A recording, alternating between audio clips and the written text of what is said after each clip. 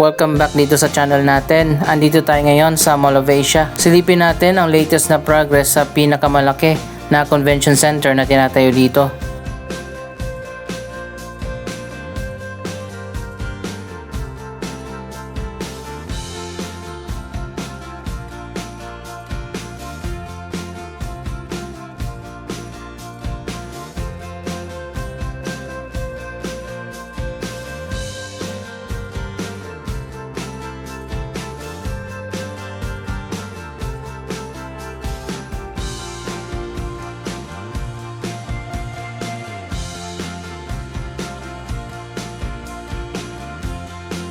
So ayun guys, ito na pala ang pinaka-latest na progress. Para sa mga hindi pa nakakaalam, ang proyektong ito ay tinatawag na SMX Site o SMX Center for International Trade and Exhibitions.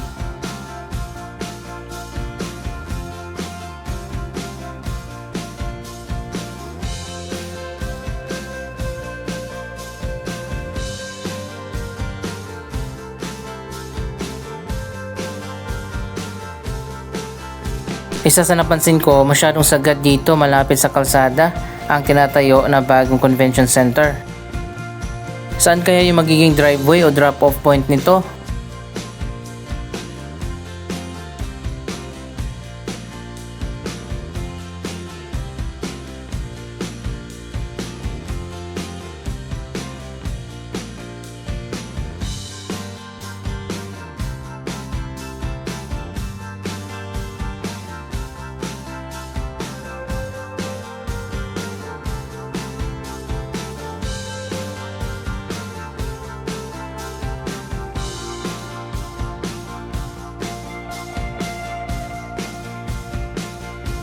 Sinarado na pala dito sa dulo.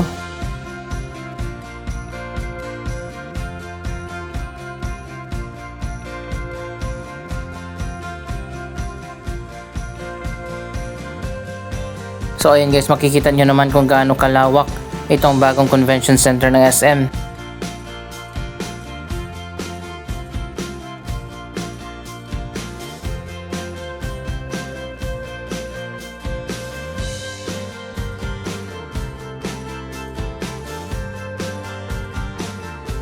Bumilis na yung progress sa proyektong ito.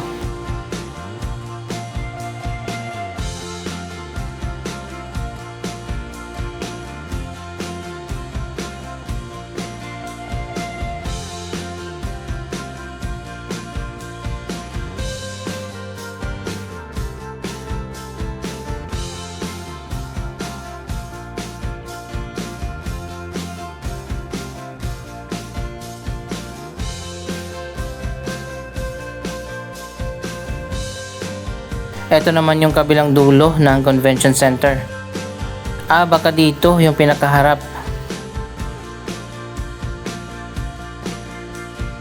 By the way, ang parking pala nito ay nasa basement o underground.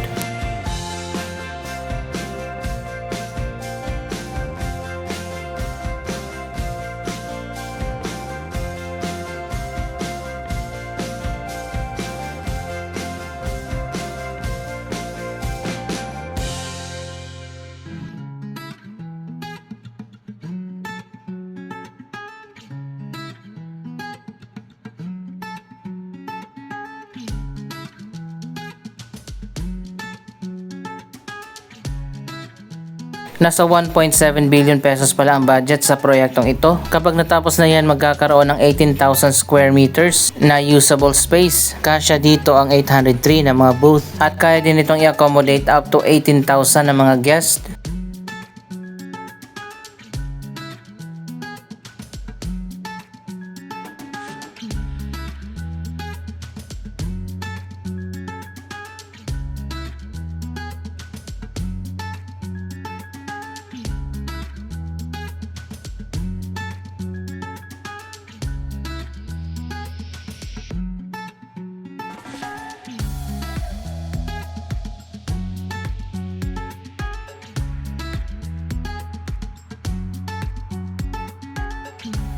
Kapag natapos na yan, ito na ang isa sa mga pinakamalaking convention center dito sa ating bansa. Magkakaroon dito ng 5 exhibition hall, 4 na meeting rooms, dalawang VIP lounge,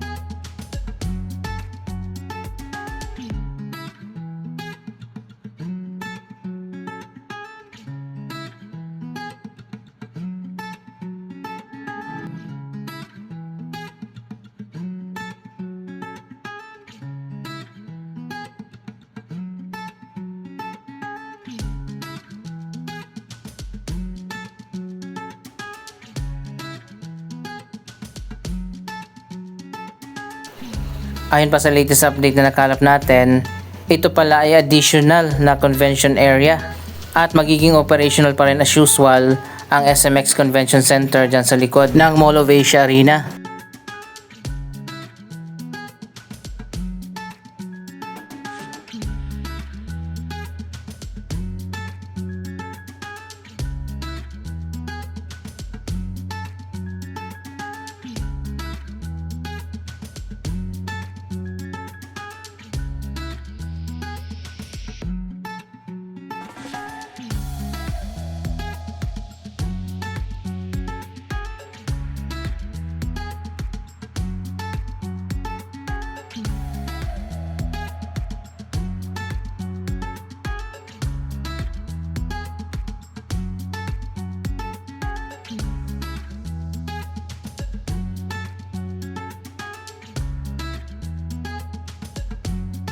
Inaasahan pala na matatapos ito sa year 2027.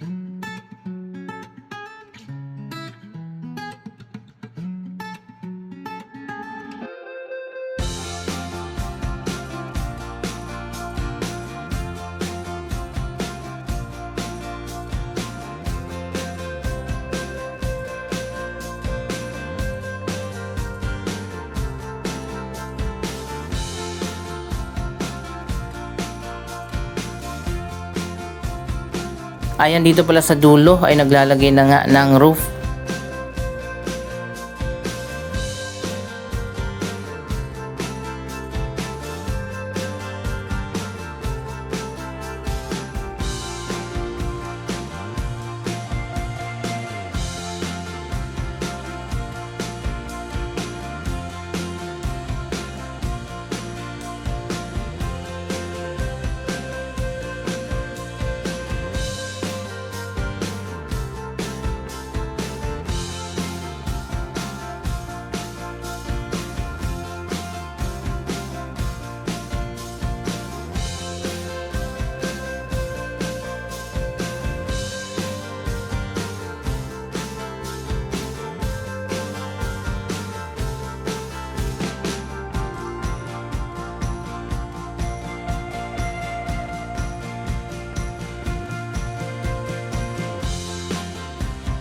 Andito naman tayo sa may boundary ng Mall of Asia, patawid dito sa kabila sa Asiana City. Sobrang init sa ngayon, summer na talaga.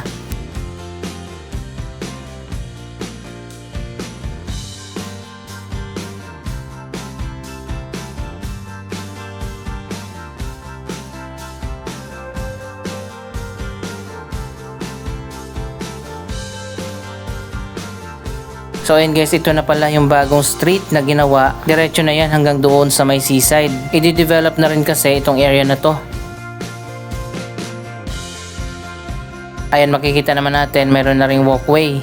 Unang project dito ay ang Lander Superstore na natapos na at bukas na.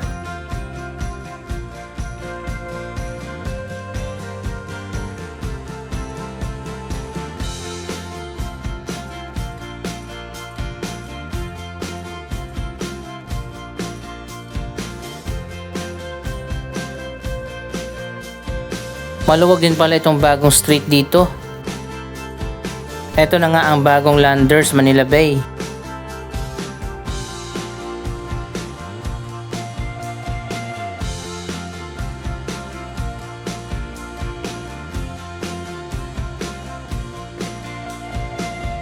Dito pala sa likod ng Landers may bagong binuksan na walkway.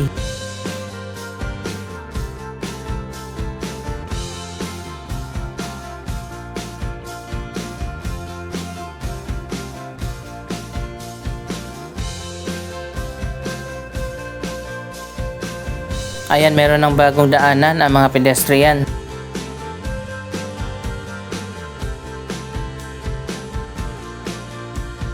Ang harap ng landers ay hinilagay nila dito sa gilid at hindi nakaharap dito sa Jokno Boulevard.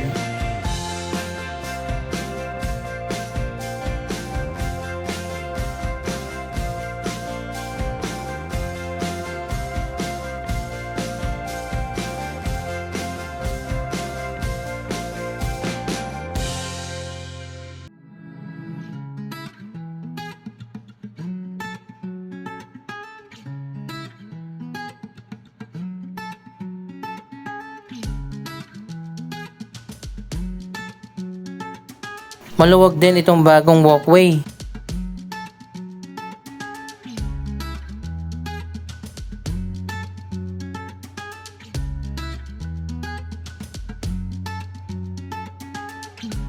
Ayan, makikita nyo naman sobrang traffic na rin dito. Napakarami na rin kasi mga development dito sa Asiana City. Mga residential condominium, may mga shopping mall, hotel, mga office towers at marami pang iba.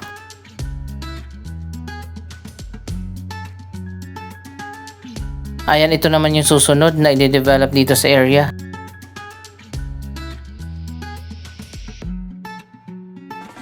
By the way, nabili na pala yan ng SM. Kaya ang itatayo dyan ay mga condominium ng SMDC.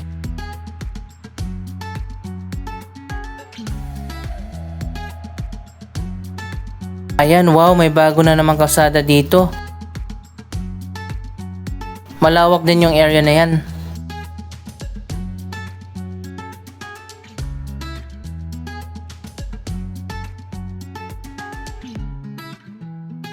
Malapit na rin talaga na ma-fully develop itong buong Asiana City. Konti na lang yung mga vacant na areas dito.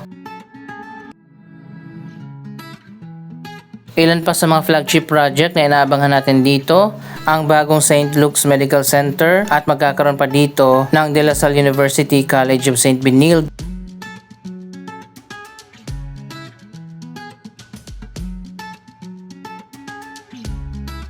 Sa ngayon, ongoing pa rin na ginagawa yung isang bagong hotel and casino.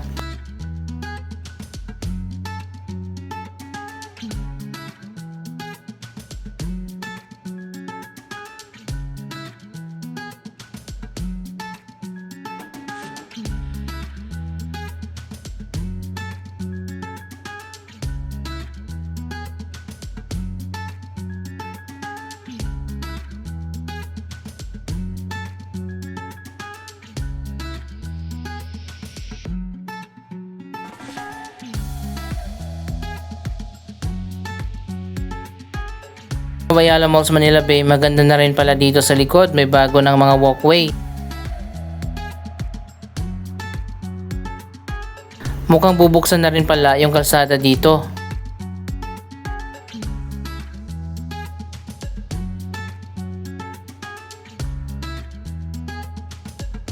Matagal nang merong street dito pero sarado yung papunta dyan sa labas. Sa ngayon mukhang inaayos na at ididiretso na papunta dyan sa Jokno Boulevard.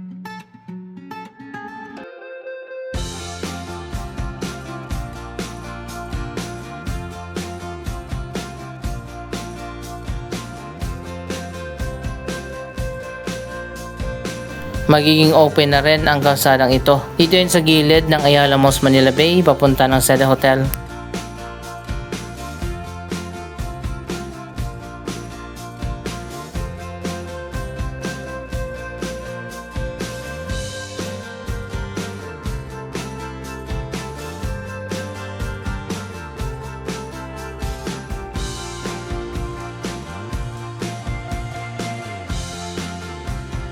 Pwede nang dumaan dito ang mga sasakyan kapag natapos na yan. Ang dami pa rin mga bagong developments dito sa Asiana City.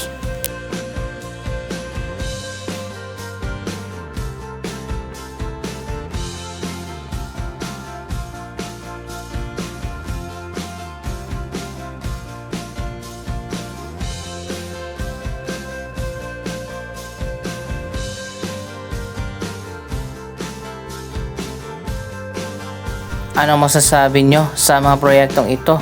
Mag-comment lamang dyan sa baba ng inyong mga reaksyon. Maraming salamat sa inyong panonood. Huwag kalimutan na i-like, i-share ang video ito at mag-subscribe. Thank you for watching!